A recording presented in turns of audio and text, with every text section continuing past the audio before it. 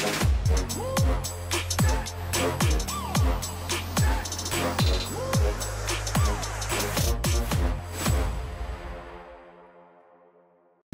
mga kaibigan. So, ang topic pala natin for today, para sa ating alam nyo ba, yung mga natural pain killers na pwedeng meron kayo sa bahay, pero hindi nyo alam na pwede nyo siyang gamitin as painkiller. Ang kilalang-kilala nyo na lagi kong binabanggit para sa mga pain ng joint pains, arthritis, rheuma, yung celery juice. Yes. Lagi nyo naririnig yun. Ngayong araw na to, dadagdagan natin ang inyong kaalaman dahil baka meron ka sa bahay mo na pwede mong gamitin bilang natural pain killers. Boss Weng? Okay, so maraming side effects ang madalas na pag-inom ng mga synthetic na painkiller. Kabilang na dito ang pagkasira ng atay, problema sa kidney, high blood pressure at stomach ulcer. Bukod dito ay maaari pang magkaroon ng tolerance ang madalas na pag-inom ng painkiller na maaaring magresulta sa mataas na dosage katagalan. Para maiwasan ang mga ito, narito ang ilang natural na painkiller na walang side effect pero malaki ang maitutulong para mabawasan ang sakit na iyong nararamdaman. Ayun. So, sa madaling salita, hindi naman tayo against sa mga mga nakasanayan nyo na iniinom na pain relievers or painkiller. Wala tayong problema ron. Pero sa katagalan po niyan, pwede siyang magbigay ng masamang effect or side effect sa katawan nyo. Lalong-lalo na kapag nasanay na yung katawan mo dyan, magiging, anong tawag dito, magkakaroon ka ngayon ng tolerance. Tataas na ngayon yung dosage mo, hindi ka natatablan, mai-immune. Diyan kayo sanay sa word na yan. Pag na-immune ka na sa ganitong kababang painkiller, hindi ka natatablan, kailangan natin na mas mataas sa dosage. Pero ngayong araw na to, ito po ang idea na pwede namin i-share sa inyo. Sa alam nyo ba, mga natural painkiller, baka meron ka sa bahay. Number 1! Pinya! Uy! Yun, no? Patikim ng... Pinya. Pineapple. Yun. Inabot mo yung pelikula na yan? Bata pa ako nun, Dok. Ba't sinabi ko bang matanda ka na nun? Tinanong ko, inabot mo. Inabot. Sino inabot nun? Umabot nun? Kuya, patikim ng pinya. Favorite niya yun. Hindi ko alam. Kayo po, kuya. Hindi. Ikaw, kuya. O, syempre. Sino bida? Sino bida? Huwag ka magulo. Siya nga eh. Wow! Talaga yan. So, yan, pinya. Okay, bakit daw pinya ay maganda? Okay. Bukod sa masarap, ang pinya ay mayroong bromelain. Tama, di ba? Na may analgesic properties, kaya isa itong natural na painkiller. Time out, ha? Bakit daw pwedeng pain reliever ang pinya? Okay. Kasi ang content nito ay tinatawag na bromelain. Yes. Ano yung bromelain? Kahit i-search nyo, isa siyang uri ng analgesic to relieve the pain. Ang analgesic ay para makarelieve ng pain. Okay, tuloy. Yan. May anti-inflammatory properties din ito. Kaya nababawasan ang pain na nararamdaman. Pangalawa, lagi kong kinukwento, kapag may pain, ibig sabihin may namamaga. Yes. Okay, pag tinanggal mo yung pamamaga, mababawasan yung pain. So, dalawa ang content niya, ha? Isang pain reliever yung analgesic, may anti-inflammatory properties din siya. Next! Yan. Maliban sa pagiging natural painkiller, ay malaking tulong din ito sa digestion dahil nagagawa nitong i-break ang protein na gaya ng collagen na maging amino acids. Uy, ang collagen po ay napakaganda para sa ating skin, sa ating joint, sa ating ligaments. Yes. Pero pag ito ay sumobra, ito po ay nagiging protein. Sumosobrang protein. So, ang tendency, pagka tayo ay may ganitong klaseng sa fiber na meron kay pinya, nagagawa niyang i-break yung protein na yon para maging amino acid. Next. Yan, napapababa din ito ang panganib ng stroke dahil mayroon itong anti-clotting properties. Ano yung anti-clotting? Pag sinabing clotting, pagbabara. Di ba? Pagbabara. So, ang pinya, naku, napakarami palang properties meron to, no? So, gawin nyo, ito ha, hindi naman, seasonal ba to? Hindi, Dok. Ang pinya ba natin seasonal? Hindi, no? Seasonal lang, hindi siya the whole year. Meron yata the whole year. Sige, huwag tayo magtalo-talo. Sa grocery, marami. Tanong natin kay Ernie. Kilala mo si Ernie? Ibang Ernie kilala ko. Ano patay na? Ayan. So, ito po, kahit once or twice a week, gamitin nyo. At ang tamang pagkain ng prutas, kailan? Yes. 30 before. minutes bago kumain. Yan ang tamang pagkain ng prutas. Yan ang pinya. Number 2 na natural pain reliever. Luya. Luya. In English, Turmeric. Ginger. Ayan. tama ka naman. diba? Pero ang turmeric kasi, luyang dilaw. Dilaw, Oo. okay. Ito, luyang puti. Ginger. Yan. O, sige. Pare, Okay. basa. Luya. Sa pag-aaral na ginawa sa University of Sydney, Uy, saan yung Sydney? Australia, Very good. napatunayan na ang luya ay may kakayahan na bawasan ang inflammation sa sakit na nararamdaman ng katawan. Tingnan nyo, ha? Bakit lagi kong sinashare sa inyo ang luya? Napakataas ng anti-inflammatory property. Sa mga hindi nakakaalam, nung panahon ng mga ninuno natin, kumukuha sila ng luya, hinihiwa-hiwa, pinipit-pit, at pinantatapal nila kung saan yung nakikita nilang namamaga. O, yan ha? So, lahat po ng parte na namamaga, pwede siyang gawing pinipit-pit. At mapapansin nyo, pag pinipit siya at tinapal nyo, tawagin nyo na akong arbolaryo, walang problema. Kung makakatulong naman sa katawan Yes. at hindi naman mapapahamak ang katawan, why not? Tama ba? So, hihiwain mo, didikdikin mo, pag dinikit mo, binalot mo, mararamdaman mo yung init niya. Bakit? Mainit na mainit to na sinisip-sip po yung pamamaga sa ating katawan. Sige, tuloy! Yan, ito ay dahil sa taglay nitong gingerols, Oy! na kanilang nakilalang pain reliever. Ang gingerols, katulad ng analgesic.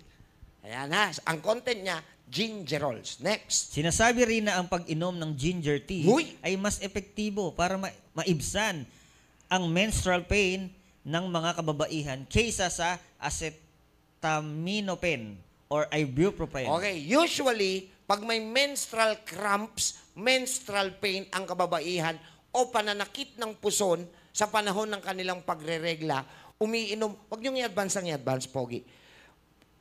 Anong tawag dito? Umiinom po kayo ng acetaminophen o kaya yung tinatawag na ibuprofen. That's the pain reliever. Yes. That's synthetic. Pero alam nyo ba na makakatulong po ang pag-inom ng hot ginger tea?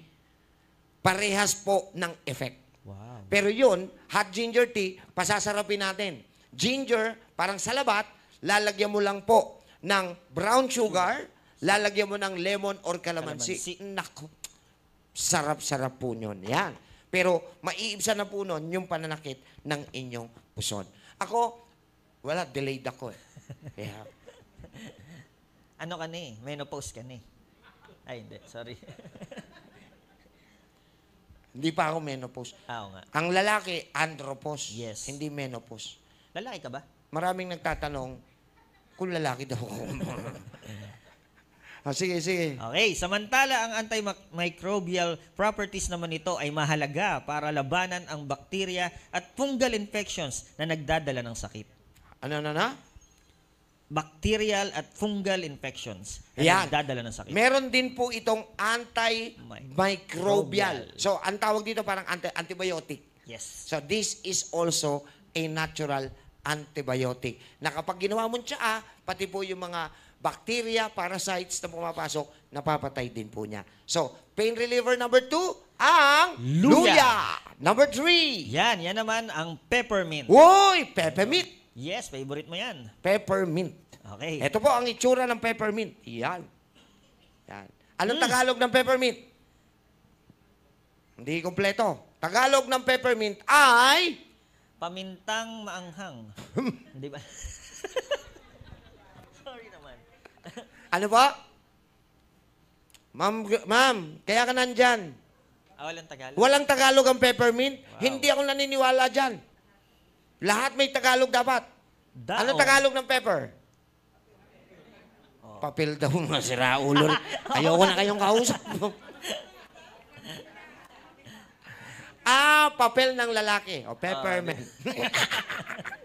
Sige, peppermint na lang. Alam niyo naman yun. Sige, bakit daw magandang pain reliever ang peppermint, brother? Yan. Dahil sa active ingredients nito na carbacrol, Wow. menthol, at limonene. Oha? Kaya isang mahusay na natural painkiller ang peppermint. Bakit? Tatlo yung meron siya. Ano yung meron siya? Carbacrol, Ah. menthol, at limonene. Kayo, magtataka kayo, bakit karaniwan, pagka may masakit sa inyo, nagpapapahid kayo ng mentholated? Tama? oo nga, no. Yung scent? Kasi yung menthol mismo itself, yung mint, kung tawagin, yan po ay nagtatanggal ng pamamaga. Sinisip-sip niya ho yung lamig. Kasi minsan, pag may namamaga, nagkukos po ito ng lamig.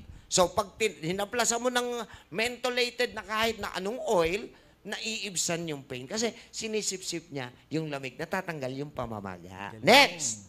Yan. Kahit noon pa man ay ginagamit na ang peppermint oil para sa spasm. Uy, dito, spasm. Yes. Pinapahid lang. Yan. Mga sakit na may kinalaman sa arthritis at maging sa muscles. Ayan nga nagtataka ako Nung pag kayo may anak na baby, bilihan kayo ng bilihan ng mga iba't ibang oil. Tama. Dahil kinakabag siya. Di ba? Lalagyan nyo. Mansanilya, no? O, mga ganon. So, dahil po sa content niyang peppermint, yun po ang nagagawa. Tuloy! Ang pagpahid ng peppermint oil sa ulo ay nakakaalis ng sakit na dala ng tension headache. O, kung may tension headache po kayo, pwede nyong apply sa ulo ninyo. Dito po sa anong tawag dito? Sentido. Anong English? Sentinel. Sentid. Diba? Sa susunod, alam nyo ako iba. Sentido, hanggang dito ho. Yan, para ho, ma-relieve yung inyong tension headache. Okay. So, yan yung pangatlo, ang ating... Peppermint. Yan. So, ano una? Pinya. Number or 2. Pineapple. Yung ating luya or Number ginger. 3. Peppermint. Yan. At pasok tayo sa number 4. Bawang. Sa English. Garlic. Oh, ang galing ha. Panis. Panis. Sige. Bakit daw magaling ang bawang? Ang bawang ay kilala sa pagkakaroon ng antiviral, antifungal at antibacterial effect sa katawan. Yun ang usual na kilala natin, no? Magaling talaga ito sa microbial. Yan, microbial. Pag sinabing micro kasi can never be seen by the naked eye. So, ito pa nga bacteria, fungi, yan di natin nakikita. Pati po yung virus, hindi rin natin nakikita. May mga ganong property po ito. Antimicrobial property ang bawang. Tuloy! Yan. Ayon sa KUPA. Yan, kupa. Sino si kupa? Ako.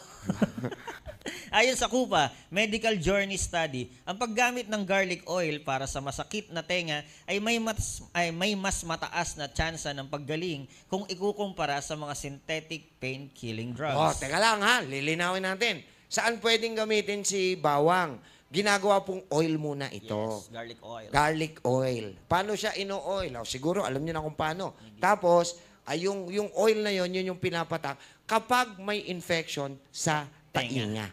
Gagawan ko ng separate na turo yon sa alam niyo ba? Yung magpe-prepare tayo.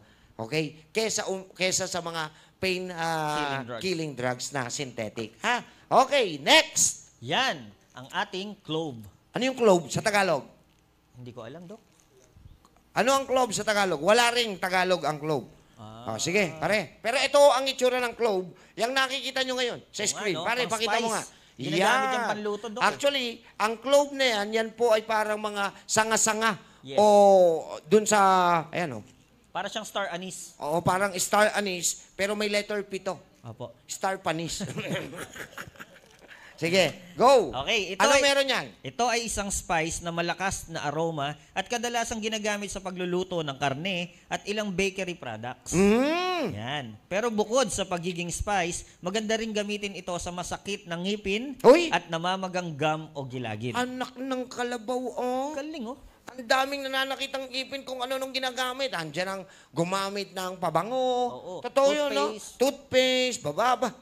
Ito palang, clove ay napakahusay at available po ito sa palengke. Yes. Mag-stock. Hindi naman ho ito napapanis. Tama. So, ilagay nyo lang ho sa kusina nyo. Pag may sumakit ang ipin, itong gagawin toothpaste. Pwede. Pakukuluan. Hindi. Sige, tuloy. Bakit? Mayroon itong antibacterial effect na maganda para sa overall health ng Ng bibig. bibig. Sa bibig yan, ha? Mayroon din itong eugenol, Aha. isang compound na anti-inflammatory at antioxidant na pumipigil para mapababa ang oxidative stress na may malaking kinalaman sa pagkakaroon ng chronic disease. At gagawa rin tayo ng alam nyo ba kung paano Yes. titimplahin yung mga yan. So, meron po tayo 5 na natutunan ngayon na pwedeng pain reliever, baka meron ka sa bahay, inyong gamitin. Kesa Tama basta-basta tayo umiinom ng mga pain killing drug. So, ano-ano yan? Number 1, Pinya, number 2, ginger, number 3, peppermint, number 4, bawang, and number 5. clove. So, mga kaibigan, at yan po, natutunan nyo dito lang sa... Alam nyo ba? Okay,